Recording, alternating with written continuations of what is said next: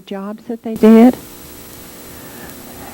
12 o'clock noon was the time to eat dinner, and 6 o'clock at night was the time we ate our third meal. Now, we did not always hold to this, because many times we would go in and have a meeting, and we wouldn't get through until very early in the morning. And so everybody would sleep late. But it was like any other home. You all have your own homes. You know how it is. Everybody there is part of a group. And that's the way this was. It didn't matter where the people came from. It didn't matter if they were a different color. He would tell us that you are children of light. God only looks at the children of light. He doesn't see black and white and yellow and brown. We had one man that was an Indian. He had Indian blood in him. He wasn't pure Indian.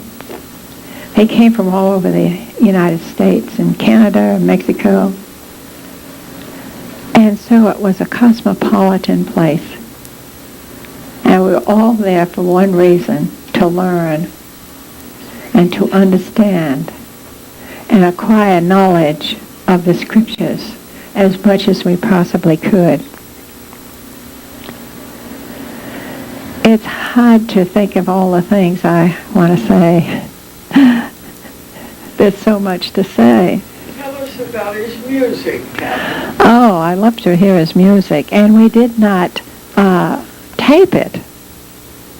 But by the time it was time to have a meeting, he would take and start with music. He always started with music.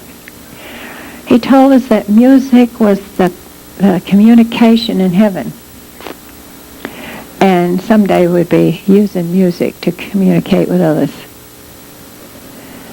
He would probably pick up the guitar and start to play, and all of a sudden he had hit something wrong, and he'd say, "Hey, that's a good lick." So he'd incorporate it into his playing. He never had lessons. He never studied the scriptures. Is it easier for you to answer questions than just to talk extemporaneously? I like doing both. Okay. So if you have a question, feel free to ask me. I'm more interested in the attack on the compound and things of that nature. Well, you know, there's been so much written about that the reason I'm dwelling on the people and how we lived, so that you would get a clearer view of what we were like. Apparently, this is the thing that nobody seems to understand. They try to incorporate their own ideas the way they think it should have been or it was. And it's nothing like what they printed or what they said. It's a good basis for the rest of the story. That's right. That's right. If you don't understand that, you would hardly understand us. You would hardly understand how we lived and what we were aiming for. I just thought of something and not flayed it away. But if anyone has a question, yes? How about his basic philosophy and what he was prophesizing in the near future? Well, he was not talking about going out and gunning people. This was not what we were interested in. But he did go through the prophecies, and Revelation was our main study. And if you've gone through Revelation ever, you know how confused most people are about it. But the first verse of Revelation tells you that God gave to Christ, and he gave it to his angel, who gave it to his servant John. And John wrote the book. He did not understand all of it, but he wrote it the way he had been told to write it. The second and third chapter is on the Asian churches that were set up first. Now, he tells us that is not for you, but you can get applications from it to use for yourself. And in the fourth chapter, it starts after this. And after this is what is shown, what John shows in the sanctuary. God on the throne, the rock, with a rainbow around the throne, the promise of never having another flood in the world. That didn't mean that there wouldn't be floods, but it meant it would not be worldwide. And then you have the 24 elders and the 4 bays and the lamps and so on. And so it was something that we studied. In the 5th chapter, you had the Father on the throne with the book in his hand. And this book could not be opened by anyone but the Lamb. And then you see the Lamb coming into view. But first of all, there's a voice that asks, who is able to open the book? And the answer is nobody. Nobody in heaven, on earth, or under the earth. And so when the Lamb appears, the Lamb is the one that takes the book. The Father gives it to him, and then he opens the 7 seals. And this is what David was trying to do. Open the 7 seals so people would understand what was going to happen. Yes? Catherine, a number of us around the country have come to understand that besides the Bible itself, frankly, the Chuck Harder For the People Network is our first source of news on just about everything. I'm wondering about your personal experience. Are you familiar with the Chuck Harder program, For the People at all? I'm not aware of it, no.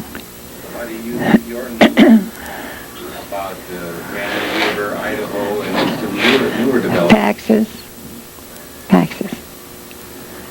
And I personally was very interested in that. In fact, a man from Minnesota sent me a book on it, and I read it. And that was the first time I had heard about Randy Weaver and what was happening to him. We did not absolutely try to keep up with all the news. We felt that, the news is changing from day to day. Can I just hand you something before you get away from me? Surely. There are cassettes of Chuck Harder interviews with people since Idaho. Oh, thank you. I've seen videotape on some of what happened up there. We've had a lot of people. I lived at the Brittany at the end. I was put in jail. I did have handcuffs and my hands, my feet, and a chain around my middle. And I must say that I understand now why people had scars on their ankles from the chains around their feet. Very hard to walk with them. But that was not too important.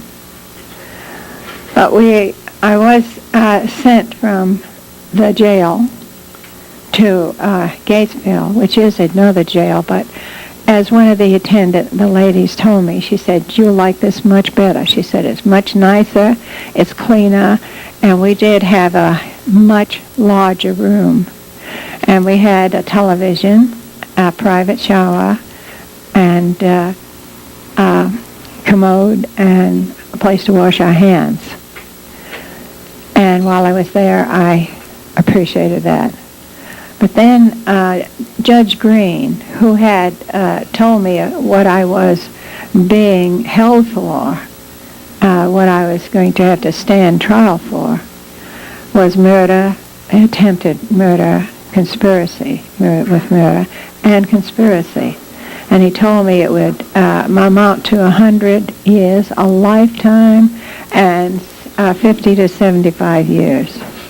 So I wouldn't have very far to go, really. But anyway, this was around 4 o'clock one afternoon.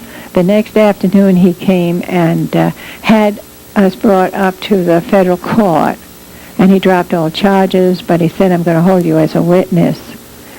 And he